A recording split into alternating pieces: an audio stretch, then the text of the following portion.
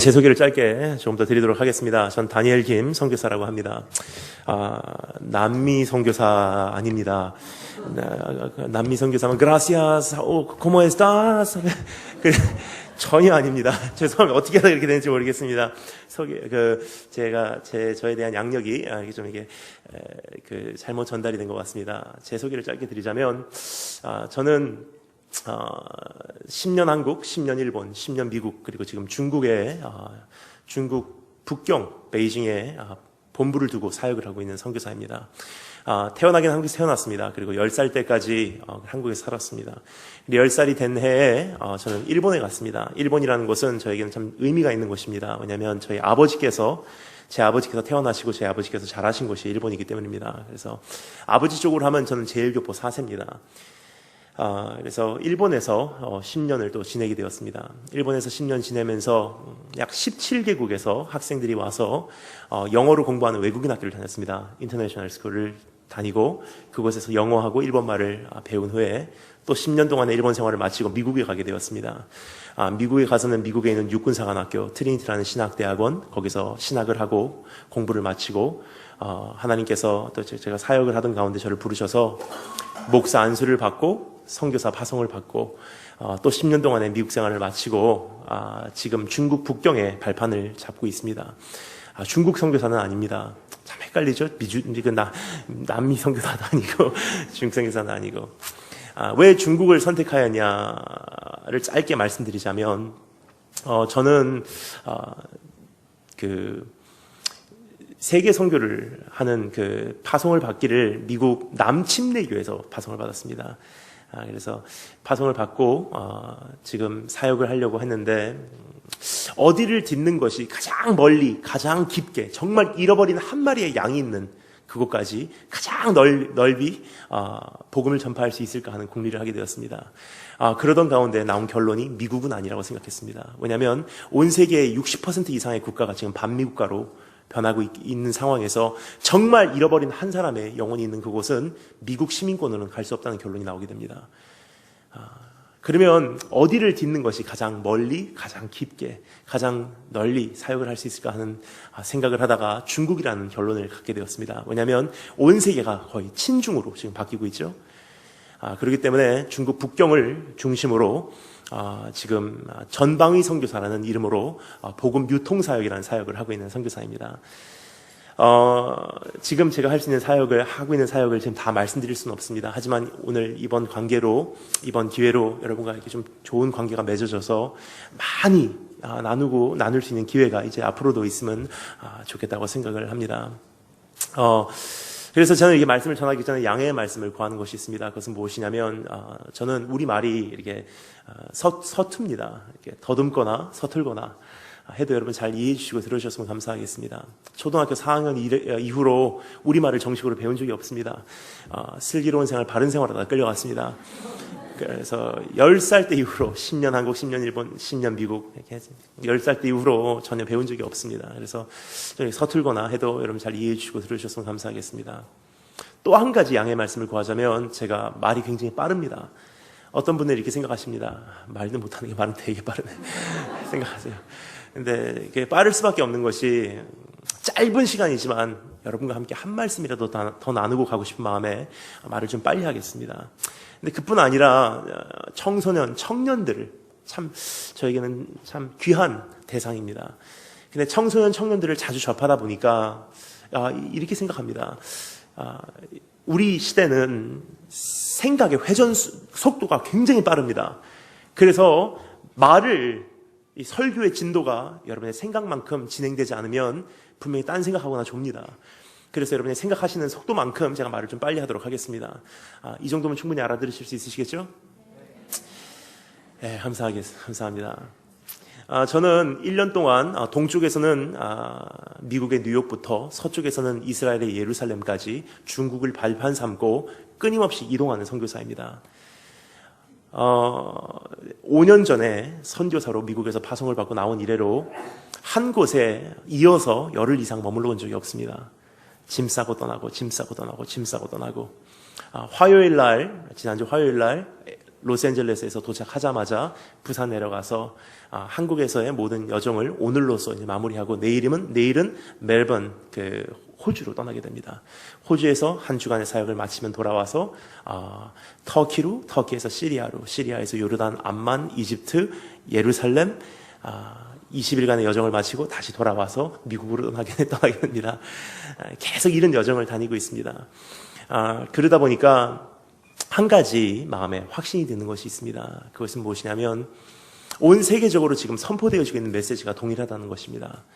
한국에 오든지 일본에 가든지 미국에 가든지 중국에 가든지 이란에 가든지 이라크에 가든지 캐나다 가든지 호주에 가든지 세계 어디를 가든지 온 세계적으로 선포되어지고 있는 메시지가 하나라는 사실입니다.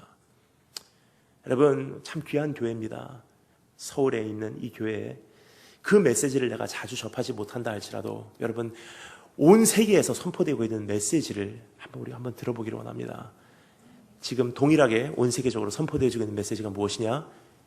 예수님 곧 오십니다라는 메시지입니다. 예수님 오시기까지 정말 얼마 남지 않았습니다. 여러분, 어떤 분이 이렇게 생각하십니다. 그거는 함부로 말하면 안 됩니다. 그건 함부로 아무도 모릅니다. 그거는. 근데 그렇지 않습니다. 여러분, 그거는 오히려 이단적인 생각입니다. 예수님 아무도 모릅니다. 그거는 잘못된 생각이에요. 성경에서 뭐라고 말하고 있습니까? 그 날과 그 시간은 아무도 모르지만 너희가 천지의 기상은 분별할 줄 알면서 왜 이 시대는 분변치 못하느냐? 이 외식하는 자들아. 여러분, 거의 밤이 너무나 깊어가는 것을 바라볼 때, 시대를 분별해 볼 때 그날이 정말 가까이 온 것만은 분명합니다. 몇 월 며칠 언제 오시는지는 아무도 모릅니다. 하지만 분명한 것은 정말 가까이 왔습니다. 복음은 급속도로 땅끝까지 전파되고 있고 온 열방은, 온 모든 피조물들은 그날을 향해서 지금 탄식하고 있다는 것이 우리 피부로 느껴지고 있다는 사실을 우리가 기억하기 원합니다. 그런데 우리 주님 처음에 이 세상에 오실 때 누구 구하러 오셨습니까? 죄인 구하러 오셨습니다. 그리고 그 죄인을 지금도 기다리고 계세요. 돌아와라. 용서 못 받는 죄는 없다. 돌아와라. 10년이건 20년이건 반복했던 그 죄도 괜찮아. 돌아와. 오늘 회개하면 용서해 주겠다. 용서 못 받는 죄 없습니다. 오늘 회개하면 다 용서받습니다. 근데 주님의 기다림은 언제까지죠? 영원토록? 아닙니다. 하나님의 천군 천사 나팔소리 진동하는 그 순간까지만 기다려주자는 사실입니다. 주님 두 번째 세상에 오실 때 누구 구하러 오시죠? 죄인? 아닙니다. 이미 성별된 의인만을 구하러 오십니다. 이미 준비된 성도만을 구하러 오십니다. 그러면 여러분, 오늘 이 말씀에서 말씀하시듯이 산자와 죽은 자를 심판하실 예수 그리스도 앞에서 내가 너에게 엄히 명하노니, 말씀하신 주님 앞에 내가 이제 남은 시간, 역사적인 종말이 되던 내 개인적인 죽음으로 내 개인적인 종말이 되던 하나님, 남은 시간이 얼마나 되던 내가 이제 어떻게 살아야 합니까? 라는 질문을 우리가 물어보았을 때 이 말씀에서 우리에게 세 가지를 말씀해 주고 있습니다. 첫 번째, 세상에 대해서 이제 이렇게 바뀐다. 두 번째, 이러한 세상에 살고 있지만 너는 이렇게 살아라. 그리고 마지막 세 번째, 멸류관. 이러한 세상에서 내가 그렇게 살아냈을 때 나를 기다리고 있는 운명은 멸류관이라는 사실입니다. 이 세 가지를 우리가 한번 살펴보도록 하겠습니다. 그럼 첫 번째, 우리가 세상에 대해서 한번 살펴보기를 원하는데, 여러분, 저는 4년 동안 미국에 있는 육군사관학교를 다니면서 한 가지 배운 것이 있다면 바로 이것입니다. 내 원수를 알고 내 자신을 알면 그 전쟁에선 반드시 승리한다는 사실입니다. 우리 대장 되신 예수님께서도 그것을 너무나 잘 아셨듯이 우리에게 이렇게 말씀하신 듯 합니다. 너희가 세상에 대해서 무지하기를 내가 원치 아니하노라. 급속도로 변화가는 이 세상의 수용돌이 속에 너희가 빨려 들어가지 않도록 너희는 깨어서 근신하고 세상을 분별하고 네 자신을 성별시켜서 그날을 준비하라. 그래서 주님께서 먼저 세상에 대해서 우리에게 이 말씀을 통해서 선포하고 계십니다. 세상에 대한 세 가지 모습을 이 본문 말씀에서 우리가 찾아볼 수 있는데, 우리가 3절, 4절 말씀을 우리가 한 목소리로 한번 더 읽어보도록 하겠습니다. 3절, 4절 우리가 한 목소리로 읽어보도록 하겠습니다. 다 같이 읽겠습니다. 시작. 때가 이르르니 사람이 바른 교훈을 받지 아니하며 귀가 가려워서 자기의 사욕을 따를 스승을 많이 두고 또 그 귀를 진리에서 돌이켜 허탄한 이야기를 따르리라. 아멘. 이렇게 돼 있죠. 때가 이르르니, 때가 이르노니, The day will come. 바로 그날이 되면, 우리가 살고 있는 시대라고 생각합니다. 그날이 되면 사람들이 이렇게 바뀐다. 세 가지 모습 우리가 보여주고 있는 것을 잠시 살펴보도록 하겠습니다. 첫 번째입니다. 한번 따라서 감사하겠습니다. 세상은 다시 한번 세상은 지금 권사님들이 모여 계신 것 같습니다. 다시 한번 세상은 진리를 견디지 못합니다. 아멘. 여기 이렇게 되죠. 때가 이르노니 사람이 바른 교훈을 받지 아니하며 라고 되어 있습니다. 받지 않는다는 것을 우리가 생각하면 보통 이렇게 사양한다 정도로 생각해요. 괜찮습니다. 필요 없습니다. 우리 미국 사람들 사양 참 잘하죠. It's okay, no thank you, no thank you. 일본 사람들 개코에 사이시마세. 중국 사람들 매시 매관시.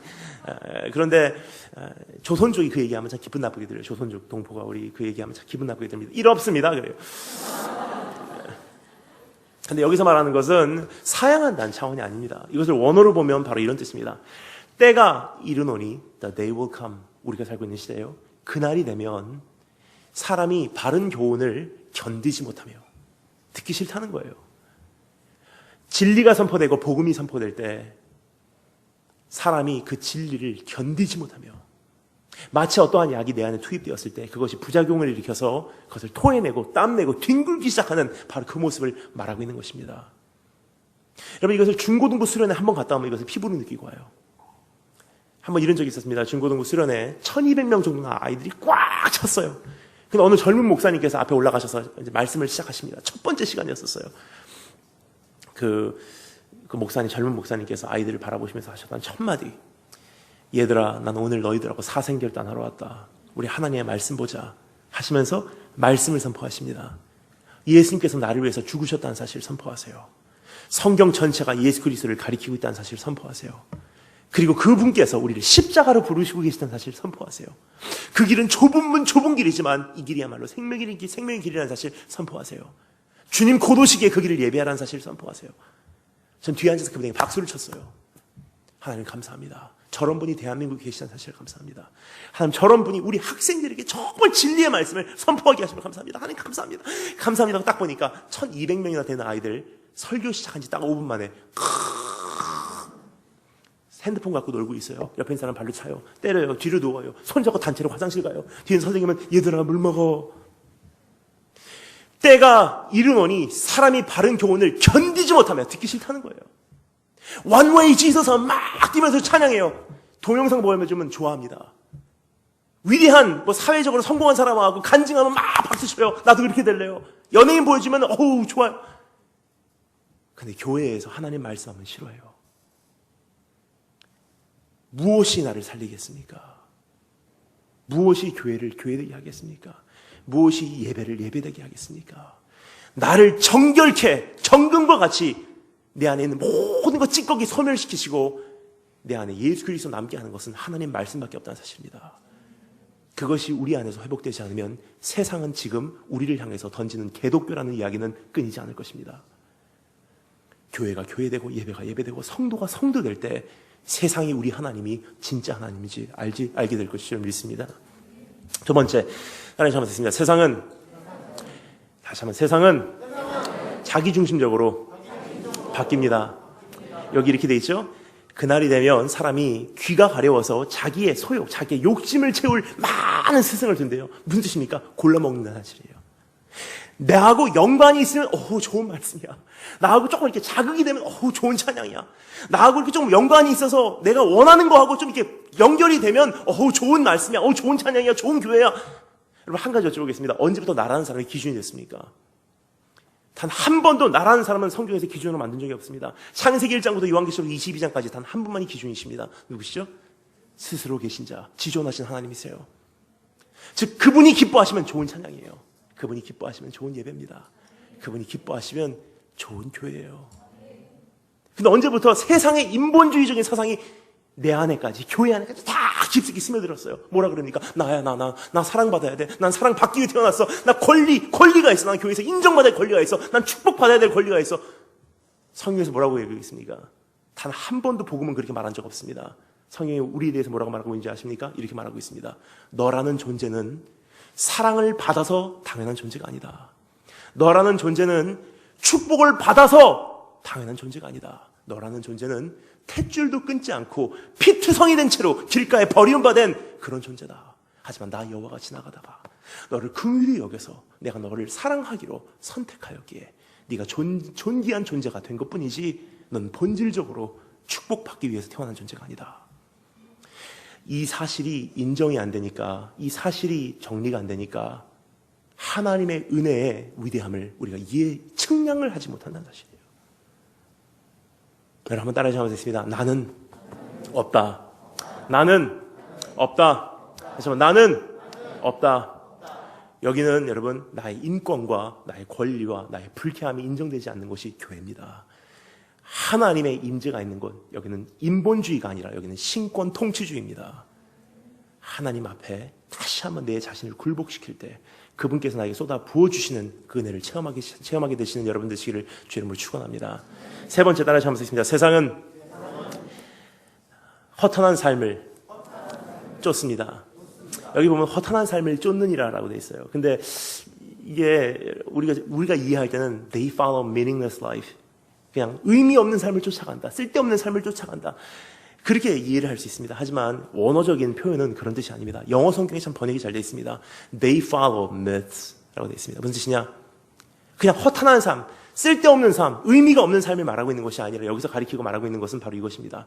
진리하고 똑같이 생긴 삶입니다. 진리하고 똑같이 생겼는데 진리가 아닌 삶입니다.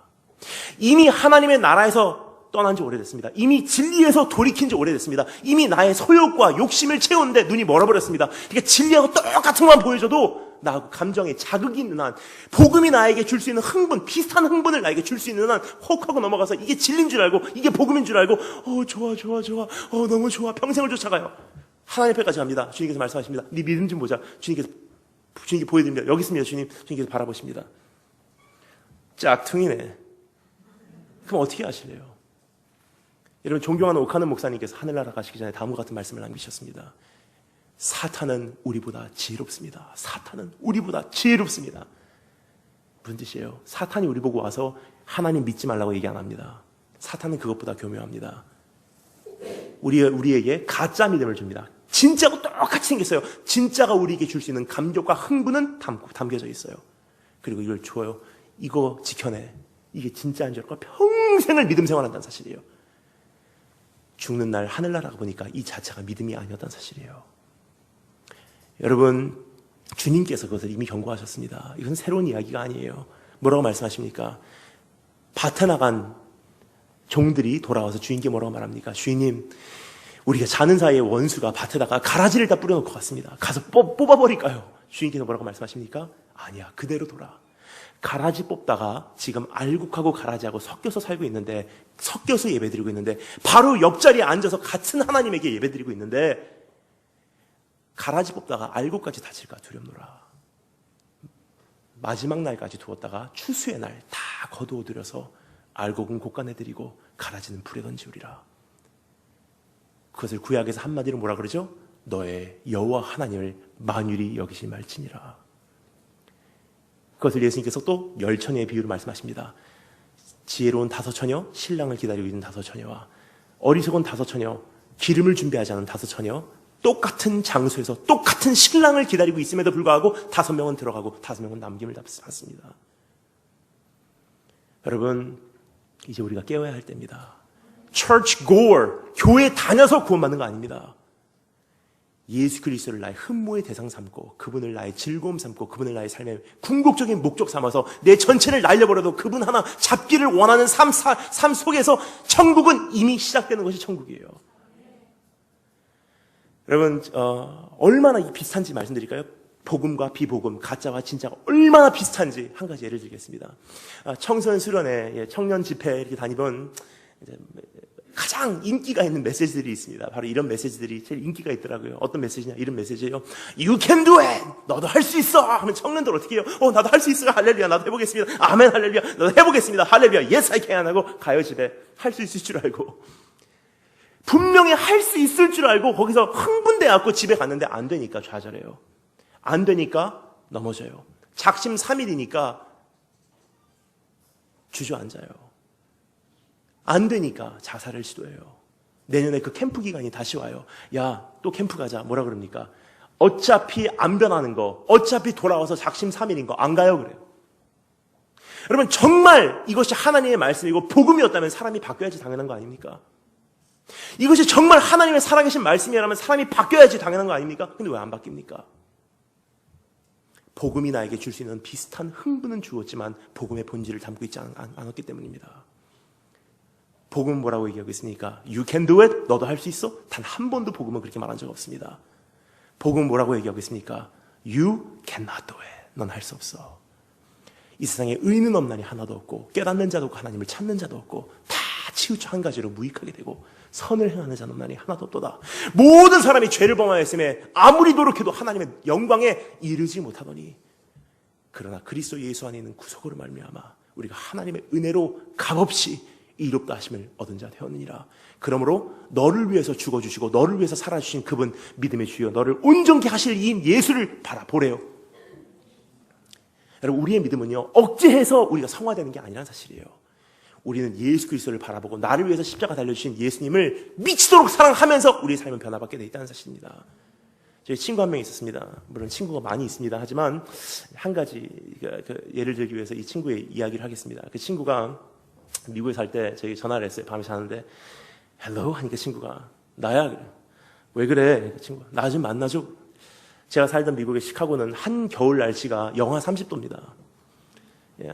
우리 이번에 겨울에 많이 추웠다고 하지만 이거 저 벗어도 될까요? 엄청나게 덥네요 앞에가. 죄송합니다.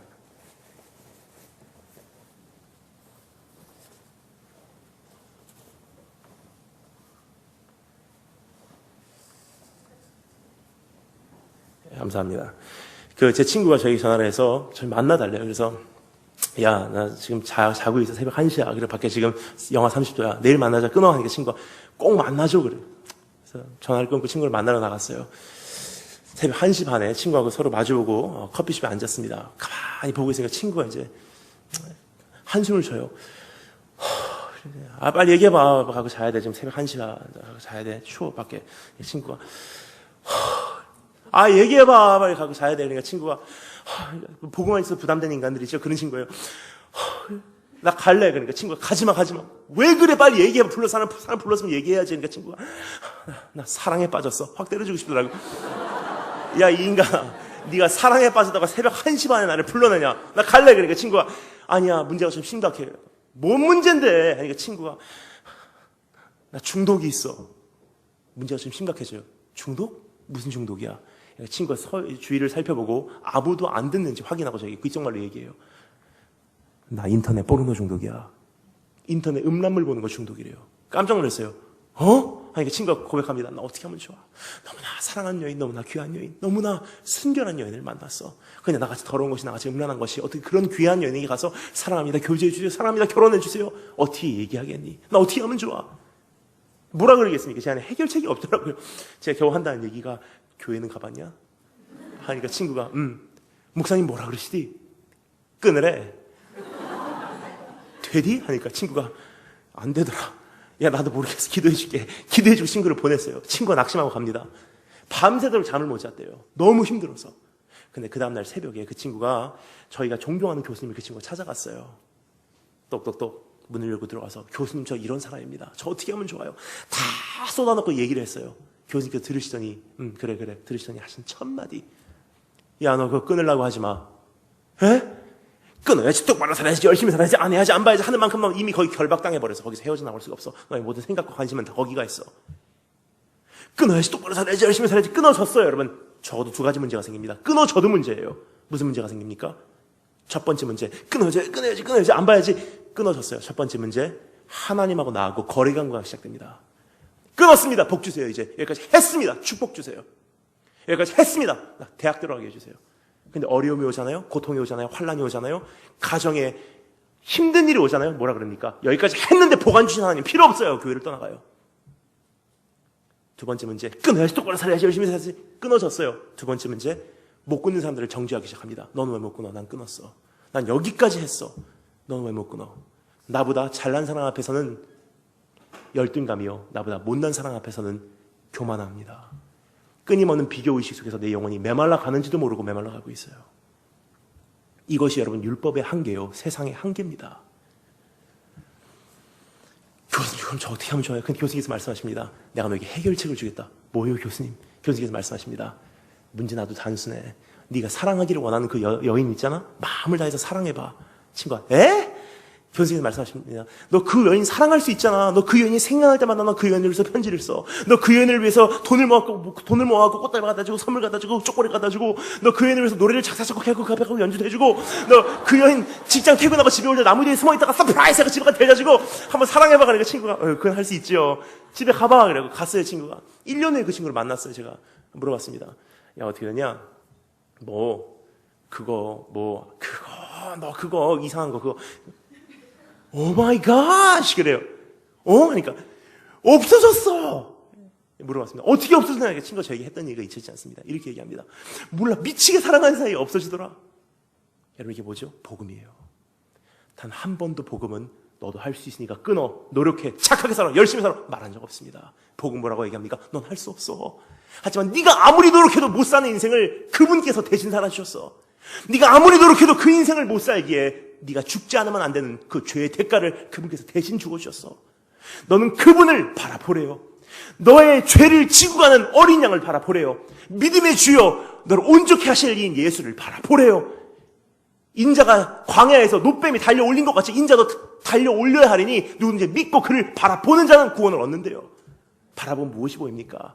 고린도후서 4장 예수 그리스도의 얼굴에서 나타난 하나님의 복음의 영광의 광채가 보여요. 막 얼마나 거룩하셨는지, 얼마나 신실하셨는지, 얼마나 나를 사랑하셨는지, 얼마나 나를 용서하시길 원하셨는지, 얼마나 위대하셨는지 십자가에서 하나님의 최고의 영광이 빡 뿜어나고 있어요. 그래서 정말로 목격한 사람들 어떻게 됩니까? 우리 주님을 미치도록 사랑하기 시작합니다. 주님! 사랑하기 시작하는데 그때부터는요 막 주님 사랑하기 바빠요. 주님 사랑해요 막 하는데 내 삶 속에 있었던 중독과 유혹이 증발하기 시작해요. 놀라지 마세요. 증발하는 손입니다. 참고로 예, 증발하는지도 모르고 쫓아가요. 주님 좋아요. 주님 좋아요. 주님 좋아요. 막 한참을 가요. 한참을 가다가 잠깐 쉬러 서요. 하고 뒤를 돌아볼 때 나중에 알게 됩니다.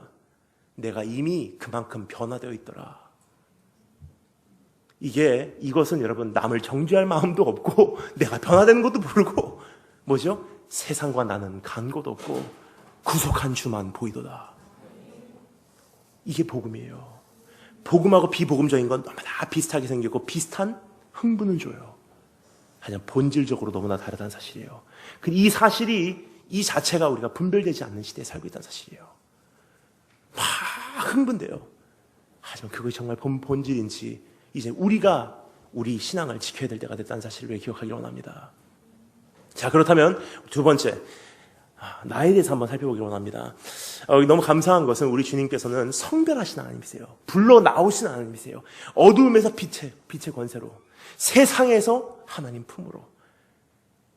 하나님께서 우리에게 오늘 이렇게 말씀하십니다. 난 너를 성별하기를 원한다. 세상이 이렇게 바뀐다.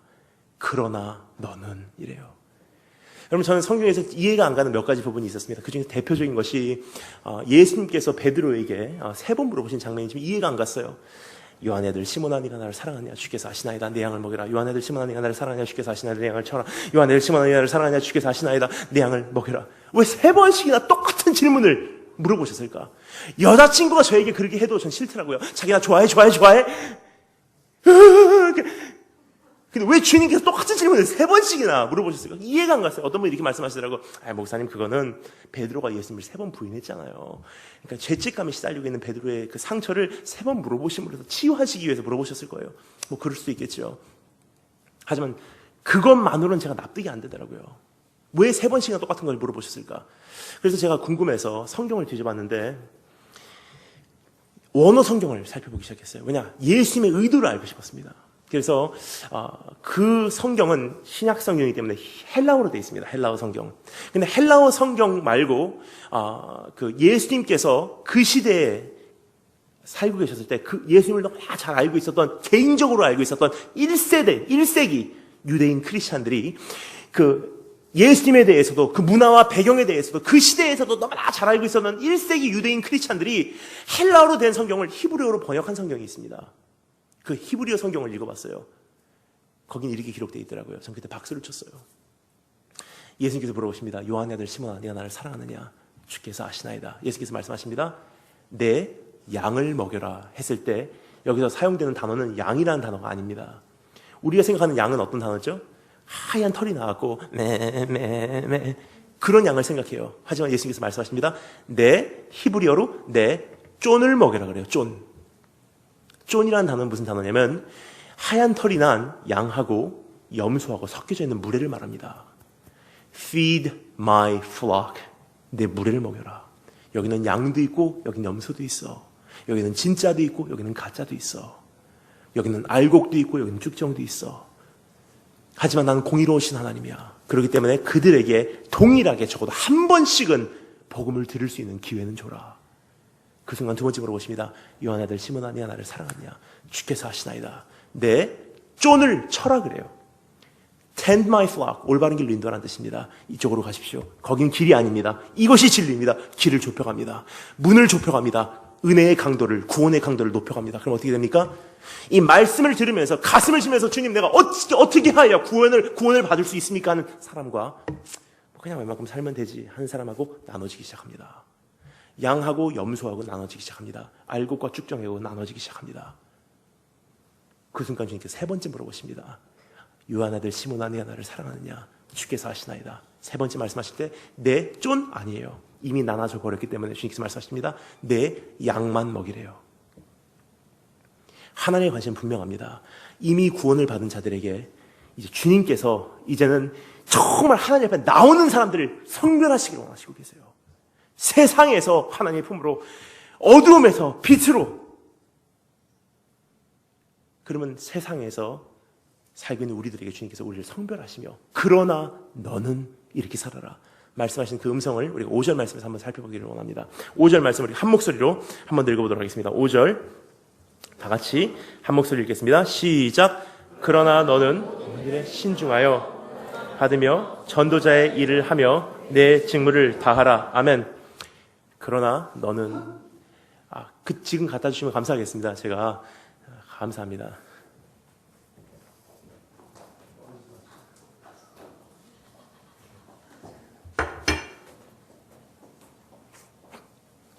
제가 땀이 많아서 죄송합니다, 여러분. 제가 보통 손수건을 갖고 다니는데 오늘 못 갖고 왔습니다. 주님께서 세상은 이렇게 바뀐다 하지만 그러나 너는 이렇게 살아라 하시면서 우리에게는 네 가지를 말씀해 주고 계신 것을 우리가 볼 수가 있습니다. 이 네 가지를 우리 짧게 살펴보도록 하겠습니다. 첫 번째, 세상에서 성별하신 우리에게 첫 번째 말씀하시는 것. 그러나 너는 어떻게 해요? 근신하라. 한번 따라하시 한번 하겠습니다. 근신하라. 근심하라가 아니라 근신입니다. 근신하라. 그 무슨 뜻입니까? 근신하라는 것은 stay alert, stay awake, discern, protect yourself. 깨어있어라. 긴장하라. 긴장 상태를 유지하라. 네가 분별하고 네 믿음 네가 지켜내며 끝까지 달려가라는 뜻입니다.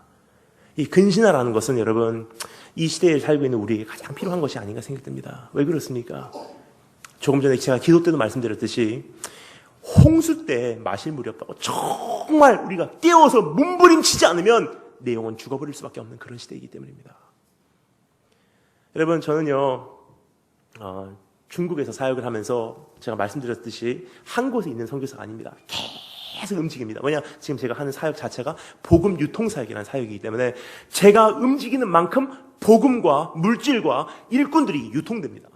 있는 곳에서 없는 곳으로, 중국에서 중동으로, 한국에서 중국으로 다 유통하는 사역이에요. 그래서 계속 움직여요. 특별히 중국에서 움직입니다. 근데 북경에서 출발하게 되면 중국 북경에서 이제 기차를 타고 13시간을 이동합니다. 시안, 우리말로는 서안이라는 곳까지 이동합니다. 기차로 칙칙 북경에서 시안까지 와서 거기서 몸 풀고 사역하고 다시 이제 몸 풀고 다시 기차를 올라탑니다. 그러면 시안에서 란조라는 곳까지 8시간을 합니다. 칙칙 그럼 란조에서 내려서 란조에서 몸 풀고 사역하고 다시 기차를 올라타고 란조 내려는 그 란조 라면이라고 하는 그 국수가 맛있습니다. 하나 먹고 딱 올라타요. 그럼 란조에서부터 우르무치라는 곳까지 24시간을 갑니다. 칙칙 그 우르무치에서 내려서 몸 풀고 다시 사역하고 다시 기차를 올라타면 우르무치에서 카슈가르라는 곳까지 21시간을 가면 카슈가르 내리면 다시 몸 풀고 버스를 올라타요. 거긴 더 이상 고산지대이기 때문에 기차가 가지 않습니다. 버스를 올라타면 버스를 타고 8시간을 올라가는데 해발 5,000m로 올라갑니다. 우리 대한민국에서 제일 높은 산 해봤자 해발 3,000m 이상 안 됩니다. 근데 해발 5,000m 올라가면 여러분 어떤 현상이 일어나시는지 아십니까? 사람이 높은 데 올라가면 사람 안에 있는 액체류가 산소 때문에 팽창하죠. 사람 혈액도 똑같습니다. 이런 적이 있었습니다. 북경, 서안, 란주, 우르무치, 카슈가르까지 가는데 카슈가르에서는 8시간을 버스를 타고 해발 5,000m를 올라갑니다. 근데 하루에 버스가 3대 출발합니다. 제일 처음 출발하는 첫 번째 버스를 탔어요. 딱 탔는데 정원 인원이 43명이에요. 근데 저 외에 나머지는 다 이슬람 상인들, 파키스탄 사람들, 탈리반 사람들이에요. 아프가니스탄. 그래서 혹시 폭탄 조끼 입고 있지 않은지 걱정돼요. 걱정되고 쉬 하고 딱 탔는데 제일 앞자리에 앉았어요. 버스가 올라가기 시작합니다. 올라가는데 한 해발 4,300m쯤 올라가니까 옆에 있는 아프가니스탄 사람이 보니까 얼굴이 하얘요. 이 사람 멀미하나 보다. 토할까 봐 옆을 피했습니다. 그러니까 더 올라갔어요. 쭉 오니까 4,500m쯤 올라가니까 옆에 사람이 딱 보니까 얼굴이 새파래요. 이 사람 왜 그러지? 근데 4,700m쯤 올라가니까 그 버스 전체가 조용합니다. 왜냐면 다 머리가 터질 것 같아요. 그 산소가 부족하기 때문에 머리를 바짝 하고 어떤 분은 산소 통을 갖다가 여러분 음료수 생수 팔듯이 산소 통을 약국에서 팔거든요. 그거 그리고 4,700m쯤 올라가니까 다 그렇게 하고 있는데 옆에 소리가 들려요. 찌지직 찢어지는 소리. 이게 뭐야? 딱 보는 순간 깜짝 놀랐습니다. 옆에 있는 사람의 입술이 찢어지기 시작하면서 피가 쏟아져 나와요. 그러면 해발 5,000m 올라가면 타시코르간이라는 곳까지 올라갑니다. 타시코르간.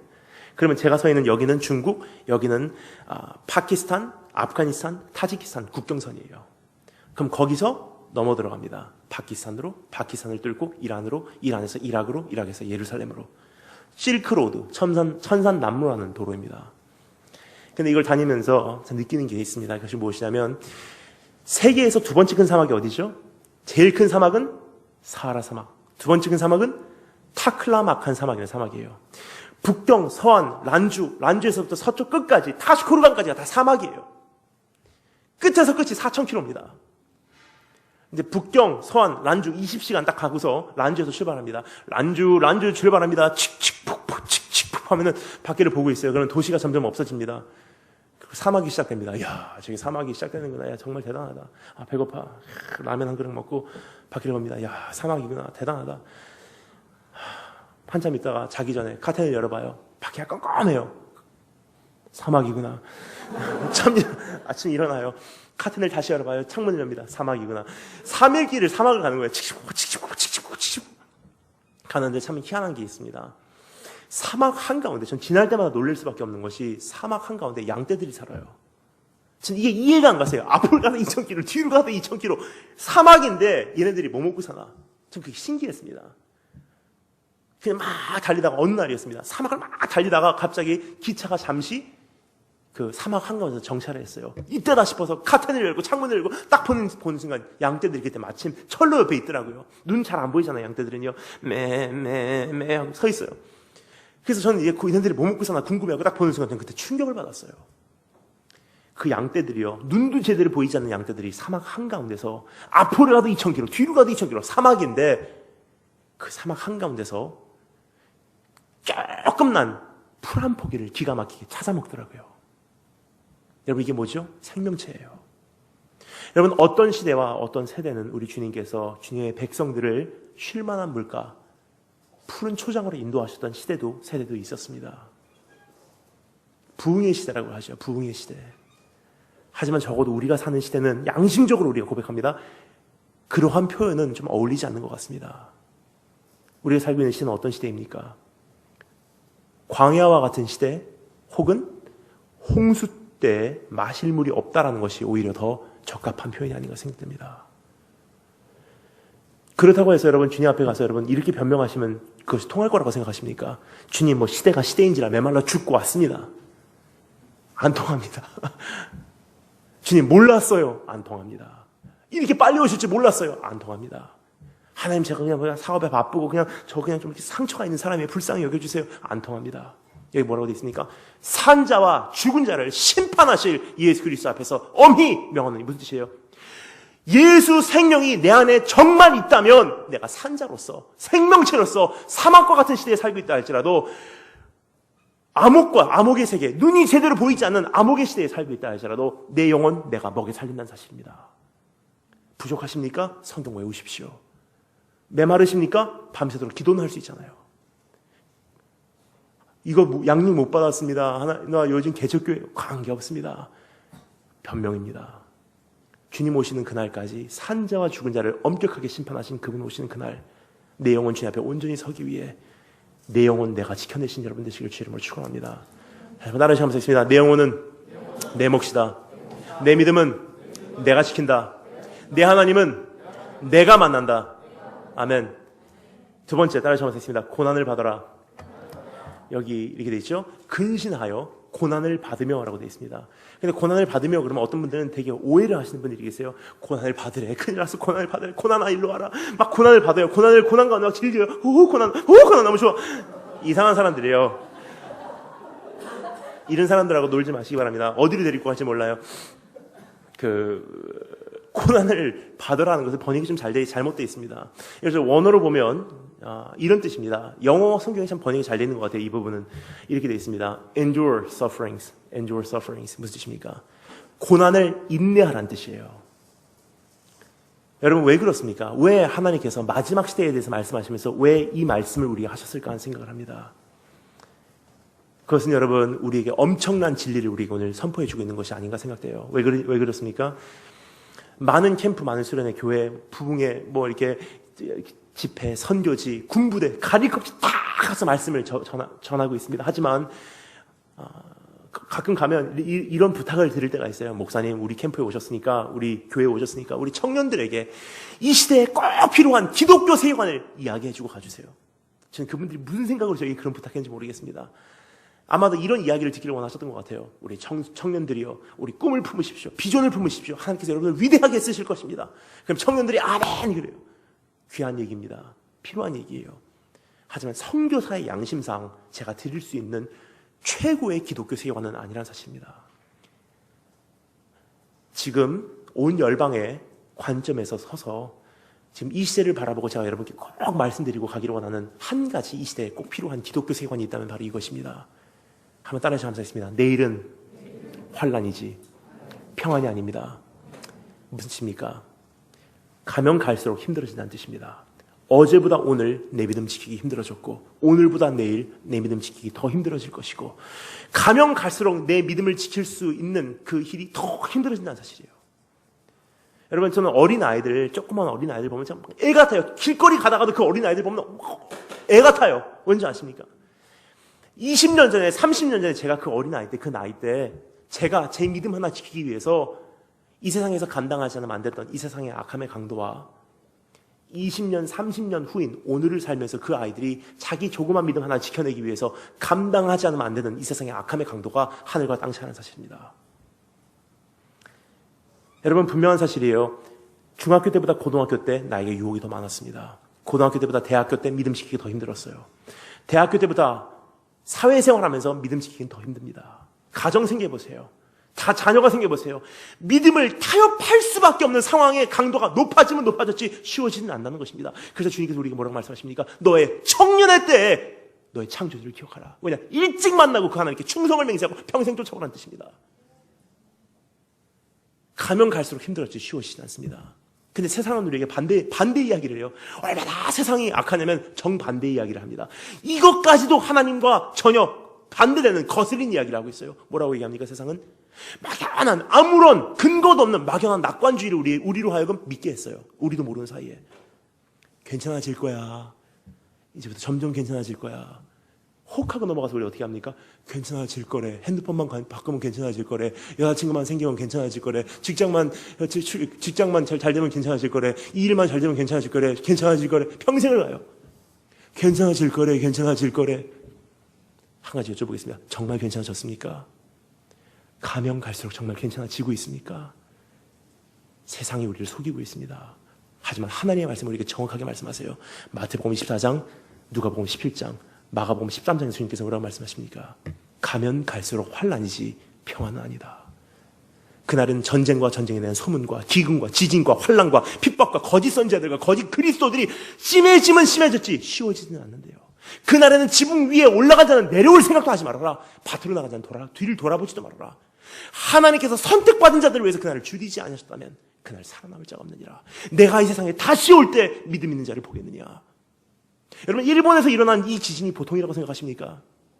쓰나미가 여러분 보통이라고 생각하십니까? 이번에 미국 가다가 깜짝 놀랐습니다. 한번 찾아보시기 바랍니다. 미국 정부는 이 사실을 숨기고 있었어요. 하지만 영국 과학자들이 이 사실을 다 들춰냈습니다. 큰 문제가 됐어요, 지금 미국 안에서. 옐로우스톤 내셔널 파크라는 옐로우스톤 그 국립공원이 미국에서 가장 큰 화산 분화구 안에 생긴 도시예요. 그게 여러분 이제 폭파 일보 직전이라는 사실입니다. 지난 6개월 동안 그 지면이 7인치가 올라왔어요, 지금. 마그마 때문에. 그게 폭발되면 어떻게 되냐? 영국 과학자들이 영국 과학자들이 연구상 나온 데이터입니다. 양 옆으로 1,700km씩 날아갑니다. 미국의 3분의 1이 없어진다는 사실이에요. 그 안에 로스앤젤레스가 포함되어 있습니다. 그리고 1,700km 이상이 1m 이상의 재를 덮인다는 사실입니다. 그리고 그것이 이것뿐만이 아니라는 사실입니다. 지금 백두산에 여러분 중국 정부는 이 사실을 감추고 있어요. 왜냐? 중국 정부는 그 동북 삼성 거기 날아가 봤자 괜찮거든요. 나라가 크기 때문에. 그렇지만 그 백두산 폭발하기 전까지만이라도 관광객 끊기면 안 되기 때문에 이 사실을 감추고 있습니다. 하지만 여러분 이제 대한민국 쪽에서, 북한 쪽에서, 중국 쪽에서 거의 이 일이 이제 화합이 된 것 같습니다. 이게 거의 100% 폭발하기 일보 직전이기에 2014년까지는 반드시 폭발한다는 사실이에요. 그럼 한반도는 어떠한 상황에 처할지 상상을 할 수가 없습니다. 그때는 남북한 문제 정도가 아니라는 사실입니다. 여러분 이뿐입니까? 지금 이스라엘과 팔레스타인 간의 문제 점점 힘들어지고 있습니다.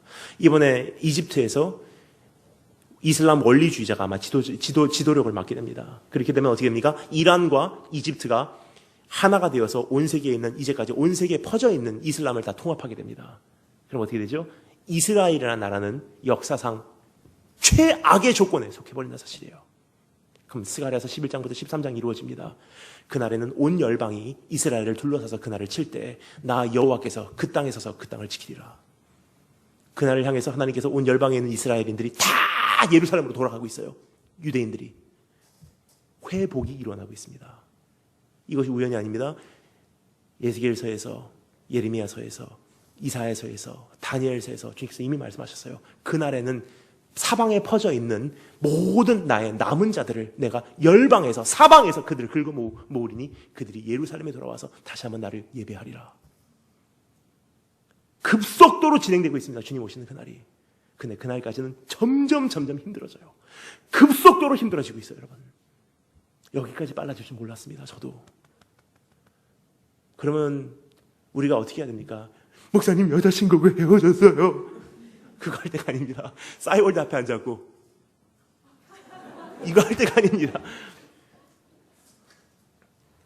점점 힘들어지는 이 시대에 우리가 한 가지 질문하기로 합니다.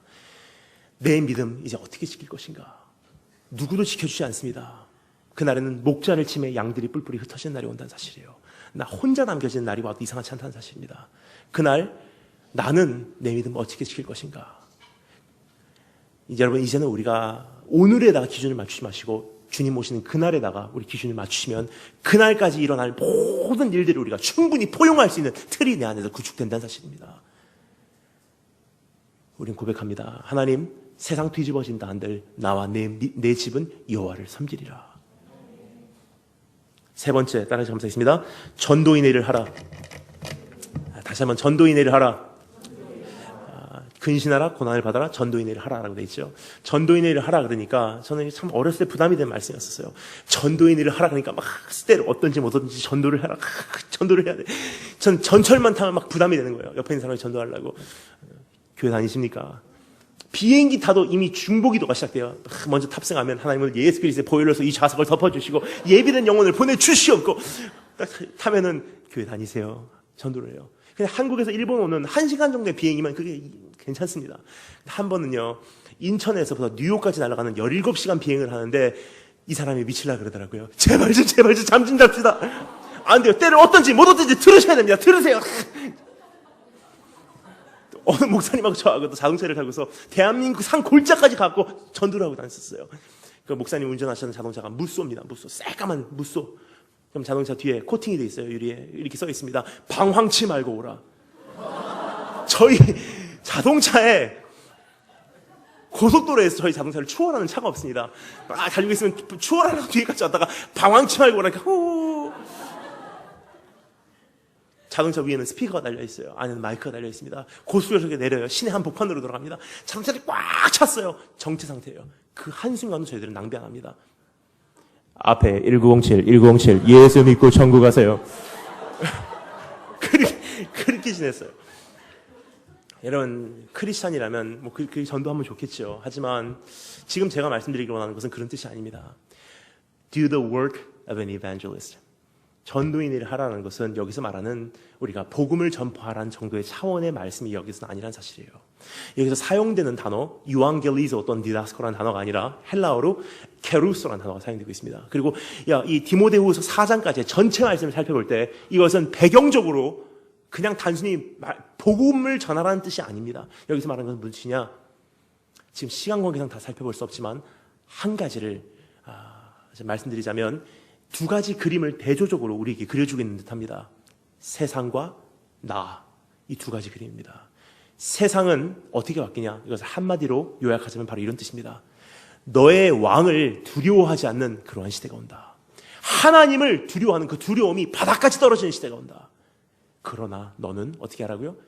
근신하여 네 믿음을 지켜내고 고난을 끝까지 견뎌내며 그리고 어떻게 해요? 전도인을 하라. 무슨 뜻입니까? 사람들 보는 앞에서 너는 네가 두려워하는 그 하나님을 무척 두려워해서 그 사람들이 너를 보고 하늘에 계신 아버지께 영광을 돌리게 하래요.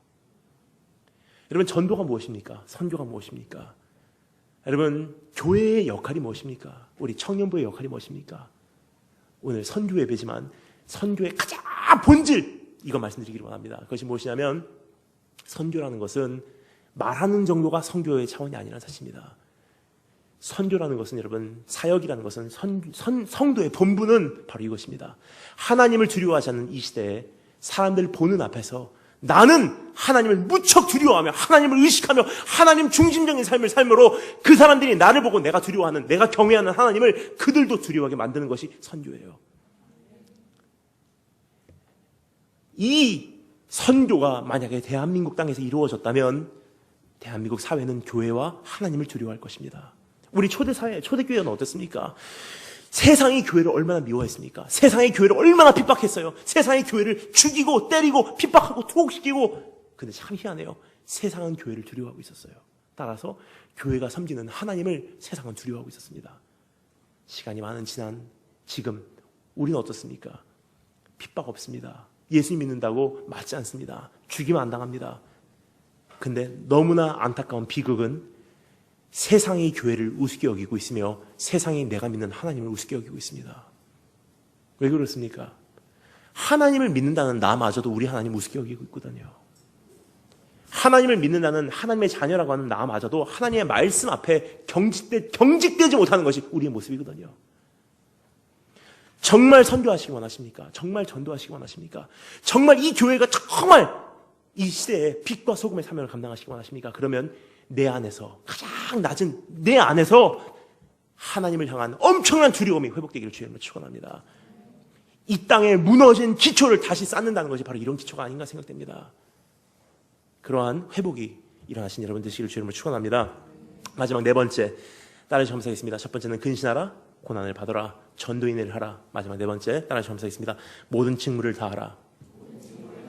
여러분, 여기서 모든 직무를 다하라 그러니까 저는요, 참 중고등부 아이들이 생각이 나더라고요. 저는 지금 대한민국에서 이제 중고등부 아이들도 이렇게 섬기고 있어요. 주바라기 캠프, 파워 캠프, 오병이어 캠프, 비전 다 다니면서 말씀을 전하고 있는데 솔직히 양심적으로 말씀드리면 하기 싫을 때가 있습니다. 청년 집회하고 중고등부 집회는 전혀 달라요. 오늘 이게 청년 집회라 그래서 감사합니다 하고 왔어요. 청년 집회는요, 여러분, 제가 말씀 전하러 올라올 때 딱 올라오잖아요. 말씀 한마디 전하면 한마디 제가 채워지고 한마디 전하면 제가 한마디 채워지고 말씀 전하러 올라오기 전보다 말씀 전하고 내려갈 때 더 흥분해서 내려갑니다. 더 하고 싶다. 2시간 더 할 수 있어. 근데 청년부 목사님들은 부럽습니다. 저는. 근데 중고등부 여러분 여름에 거의 20일 동안 겨울에 20일 동안 전 안 가는 중고등부 캠프 없어요. 다 가요. 캠프 다 가서 다 말씀드리지만 정말 하기 싫을 때가 있어요. 솔직한 마음입니다. 왜 그러냐? 설교하러 강단에 올라오잖아요.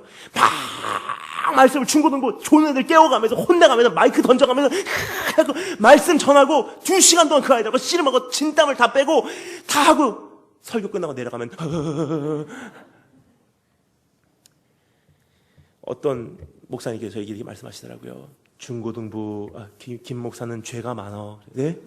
중고등부 사역하는 목사는 죄가 많은 목사야. 근데 여러분, 저는 2가지 이유 때문에 합니다. 중고등부 학생 1명 있어도 전 딴 것까지라도 가요. 왜 그러냐? 이 아이들 소망 덩어리거든요. 이 아이들은 여러분, 중고등부 학생은요, 사상만 바뀌어도 혁명을 일으킬 수 있는 사람들이에요. 그리고 청년부도 같습니다. 똑같은 부류예요. 여러분, 우리는요, 하나 원해요, 하나. 전도인회를 하라. 거기서 큰 은혜를 받았어요. 여러분, 저는요, 젊은 선교사의 소원이에요. 젊은 선교사의 소원이 뭔지 아세요? 정말로 선배 선교사님들 중에서 처음 부르심을 받은 그 소명, 일평생 변질되지 않고 끝까지 종의 모습으로 내 종의 몸에 지닌 것도 다 사람들에게 나눠주고 자기 자신을 다 불태워 없애버리고 달려갈 길 다 달려가고 선교사의 생활을 마무리하는 그런 선배 선교사님이 계시면 얼마나 좋을까? 그거 보고 싶었습니다. 이것이 젊은 선교사의 소원입니다. 젊은 목사의 소원이 뭔지 아세요? 우리 선배 목사님들 중에서 정말 일평생 목사로서, 목회자로서, 하나님의 종으로서 종의 모습을 상실하지 않고 끝까지 사람을 위해, 하나님의 나라를 위해 일평생을 바쳐서 그 목회 성공하시는 목사님들, 그러한 목사님이 계시면 얼마나 좋을까? 보고 싶습니다. 세상이 무엇을 원하고 계시냐? 세상이 뭘 보기를 원하는 줄 아세요? 세상은 이거 보기 원합니다. 내가 하나님 믿지 않고, 내가 하나님을 내가 인정하지 않고, 내가 성경은 내가 믿지 않지만 정말로 교회 다니는 사람들이 하나님의 자녀, 살아계신 하나님이 정말 살아계시다면 내가 정말 성도라는 그 사람들에게서 살아계신 하나님을 보고 싶다. 이것이 세상 사람들이 바라고 있는 우리를 향한 소원입니다. 그 사람들에게 그 답으로 가는 것이 전도인회를 한다는 뜻이에요. 여러분, 그래서 우리 청년들과 중고등부 학생들은 참 소망이 있어요. 우리만 바뀌면 세상이 바뀌어요. 그래서 갑니다. 근데 또 한 가지 이유가 있습니다. 우리 주님께서 가라니까 갑니다. 정말 때로는요, 주님 너무 힘들어요. 그러면 주님께서 이렇게 말씀하세요. 베드로에게 말씀하신 것이 이제 이해가 가요. 요한의 아들 시몬아, 네가 나를 사랑하느냐? 주께서 하시나이다. 내 쫀을 먹여라. 여기는 양도 있고 염소도 있어. 여기는 네 말을 들으면서 하나님 바로 살겠습니다 하는 사람이 있고, 또 어떤 사람은 핸드폰 갖고 끝까지 논다. 아이들은 뒤에 누워서 잔다. 중간에 일어나서 단체로 화장실 간다. 네 말 안 듣는다. 그래도 너 나 사랑하니? 그러면 나를 위해서 그들에게 다 공평하게 하나님의 말씀을 들려줘라. 모든 직무를 다 알아보십니까? 나의 맡은 사명, 좋아도 싫어도 좋은 환경이든 나쁜 환경이든 주님 오시기 전까지 우리가 할 일 남아있기에 다 한다는 뜻입니다. 끝까지 감당하신 여러분 되시길 주의 이름으로 축원합니다. 시간이 다 되었습니다. 그렇기 때문에 마지막 한 가지만 짧게 살펴보고 말씀 마치도록 하겠습니다. 가장 중요한 것입니다. 가장 중요한 거예요. 뭐냐? 운명입니다. 이런 세상에서 내가 그렇게 살아냈을 때 나를 기다리고 있는 운명은 무엇입니까? 멸류관입니다. 여러분, 저는요, 좋아하는 영화가 있습니다. 그 영화 이름은 글라디에이터라는 영화예요. 글라디에이터. 아시죠? 성투사라는 영화. 우리 젊은 남자 청년이시라면 이 영화를 아십니다. 이 영화를 모르시면 젊은 남자 청년이 아니십니다. 이 글라디에이터라는 영화의 내용은 여러분 다 설명드릴 수 없지만, 이건 한마디로 말씀드리자면 로마 장군이 로마의 성투사로 로마 제국을 위해서 생명을 바친 그런 영화죠. 그런데 제일 기억에 남는 것이 이 영화 가장 첫 번째 장면입니다. 로마 제국이 모든 나라를 점령하고 마지막 한 지역 점령하면 끝납니다. 그 마지막 한 지역이 뭐냐? 저르마니아라는 지역이에요. 그 지금으로 말하는 독일입니다. 그 조그만 나라인데 저르마니아 향토군들이 그 나라를 지키기 위해서 칼 들고 창 들고 활 들고 나왔어요. 손자병법에서도 우리가 알듯이 그 향토군을 치기 위해서는 수배의 병력을 가지고 치지 않으면 향토군은 만만한 상대가 아니에요. 그냥 죽기까지 싸우거든요. 처자식 지키기 위해서. 그러니까 로마 제국도 알고 있어요. 젊은 로마 군병들이 칼 들고 활 들고 창 들고 서 있는데 향토군을 바라보면서 만만치 않은 상대인 걸 알고 그 젊은 로마 군병들 얼굴에 두려움이 흐르기 시작합니다. 가만 서로 전쟁터를 가운데 두고 보고 있어요. 두려워한다는 사실을 알게 된 로마 장군 러셀 크로우라는 배우가 말을 타고 나타나요. 축축축축축축 나타나고 그들에게 외칩니다. 이렇게 얘기합니다. Whatever we do alive will echo in eternity. 무슨 뜻입니까? 우리가 영원토록, 우리가 살아서 하는 이 모든 일은 영원토록 메아리 칠 것이다. 그러니까 너희가 이 전쟁터에서 죽는다고 해도 두려워 마. 너의 이름은 기억될 거야. 그러니까 로마 군병들이 어떻게 합니까? 칼 들고 활 들고 창 들고 갑자기 으악 하면서 전쟁터로 뛰어나가요. 여러분, 우리 대장 되신 예수님께서 똑같은 말씀을 하고 계십니다. 너희가 놓여진 세상이라는 것은 전쟁터다. 너희의 왕을 두려워하지 않는, 너의 왕을 우습게 여기는 그런 전쟁터다. 그러나 너는 이곳에서 끝까지 근신하여 네 믿음을 지켜내고 고난 가운데 인내하고 너는 네 왕을 두려워하는 모습으로 사람들 앞에서 너는 이 인생을 살아내며 끝까지 싸워내라. 그러는 자에게는 하늘나라에서 너를 위해서 예비된 의의 면류관을 내가 너에게 허락해 주겠다. 7절 8절 말씀을 다 같이 읽어보도록 하겠습니다. 7절 8절 마지막으로 한 번 더 읽어보도록 하겠습니다. 7절 8절 다 같이 읽겠습니다. 시작. 내가 선한 싸움을 싸우고 달려갈 길을 마치고 내 믿음을 지켰으니 이제 후로는 나를 위하여 의의 면류관이 예비되었으므로 주 내게만 아니라 주의 나타나심을 사모하는 모든 자에게니라. 아멘. 그러면 우리도 어떻게 반응해야 되죠? 우리도 칼 들고 활 들고 창 들고 으악 하면서 나가야 돼요. 그런데 한 가지 문제가 있습니다. 이거 큰 문제예요. 무슨 문제냐? 오늘 이 가운데서 끝까지 싸울 만한 사람 한 명도 없습니다.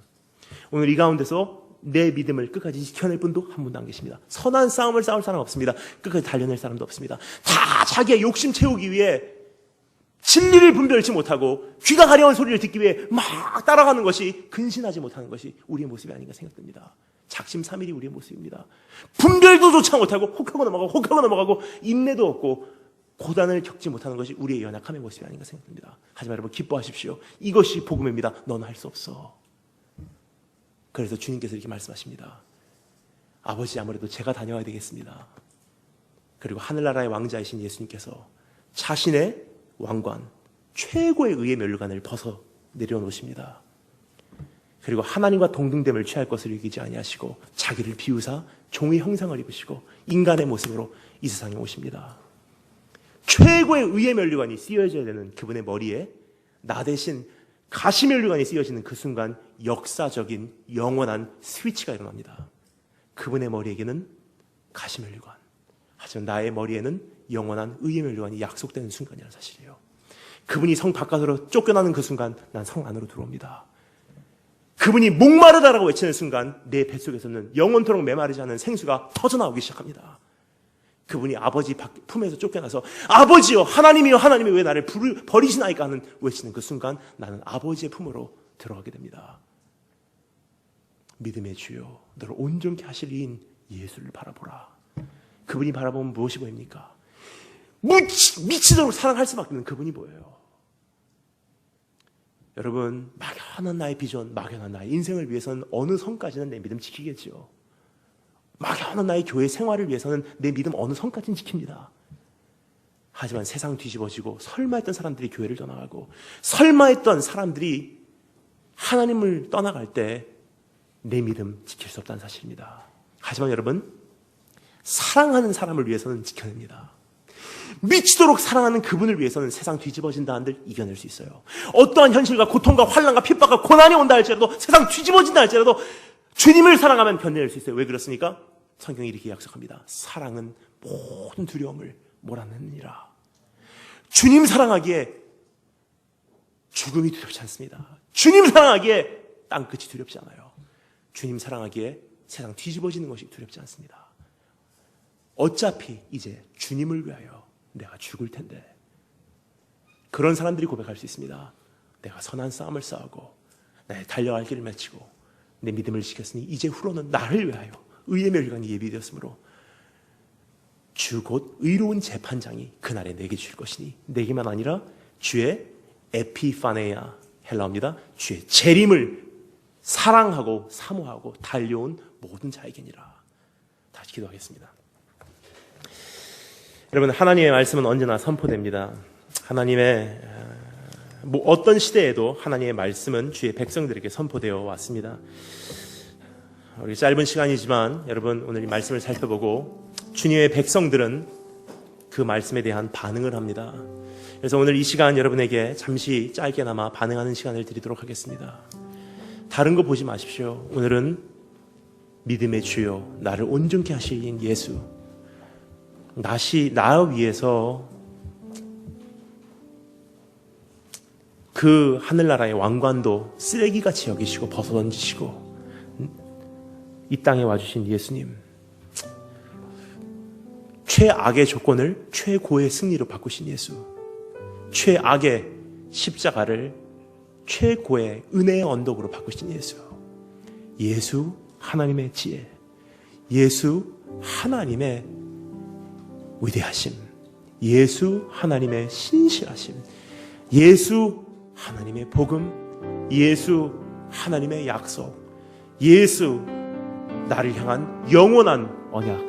우리 다 같이 주님 앞에 그런 주님이라면 내가 달려갈 수 있습니다. 그런 주님을 위해서라면 세상 뒤집어진다 한들 나와 내 집은 여호와를 섬기리라. 다 같이 기도하겠습니다.